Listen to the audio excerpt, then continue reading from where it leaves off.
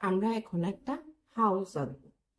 একটা হাউস আঁকার জন্য প্রথমে স্লিপিং লাইন দিই, তারপরে আরেকটা আমরা একটু বড় করে স্লিপিং লাইন দিই। এবার এই দুইটা এরকম করে ম্যাচ করে দিলাম। এরপরে এখান থেকে একটা স্ট্যান্ডিং লাইন আর এখান থেকে একটা স্ট্যান্ডিং লাইন।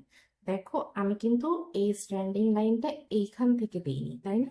একটু সরিয়ে দূর থেকে দিয়েছি। এটারও সেম। তারপরে এই স্ট্যান্ডিং লাইন দুটো, এই দুটার আমরা ফ্রেন্ডশিপ করিয়ে দিব। তারপরে এভাবে এভাবে এভাবে। এরপরে আমরা এখানে একটা ডোর করব আর এখানে দুটা উইন্ডো।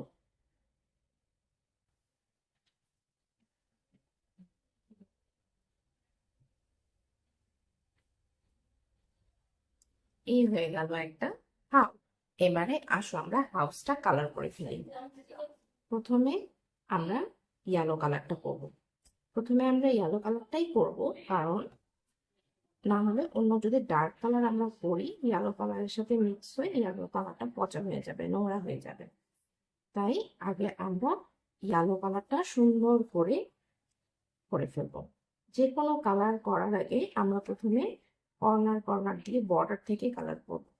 আচ্ছা, বর্ডার কালার করে নিয়ে আমি ভিডিওটা একটু ফাস্ট ফরওয়ার্ড করে দিয়েছি, কারণ অনেক বড় হয়ে যাচ্ছে। এভাবে আমরা ভেতরে কালার করে ফেলব। ইয়েলো কালার শেষ করার পরে আমরা এই যে ঘরের ছাদ, এটা কালার করব।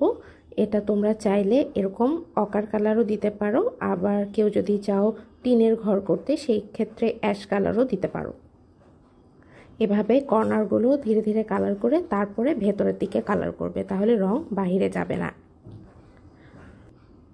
এরপরে আমি এই যে ব্রাউন কালার দিয়ে কর্নারগুলো একটু হাইলাইট করে দিচ্ছি, যাতে দেখতে আরেকটু বেশি সুন্দর লাগে। আর নিচে যে অংশটুকু, সেই অংশটুকু আমি ব্রাউন কালার দিচ্ছি। এটাও কর্নার দিয়ে প্রথমে করব, তারপরে ভেতরেরটা আগে যেরকম অকার কালার দিয়ে করেছিলাম সেরকম অকার কালারই করে দিলাম। সাইড দিয়ে আবার একটু ব্রাউন কালার হাইলাইট করে দিলাম। ঘরের জানালাগুলো কালার করছি, দেখো, একটা একটু ডার্ক ব্লু আর একটা একটু লাইট ব্লু, এই দুইটা কালার দিয়ে। তোমরা চাইলে ব্রাউন বা ব্ল্যাক যে কোনো কালার দিতে পারো। এই যে হয়ে গেল আজকের আমাদের ঘর আঁকা কমপ্লিট। ভালো থেকো সবাই।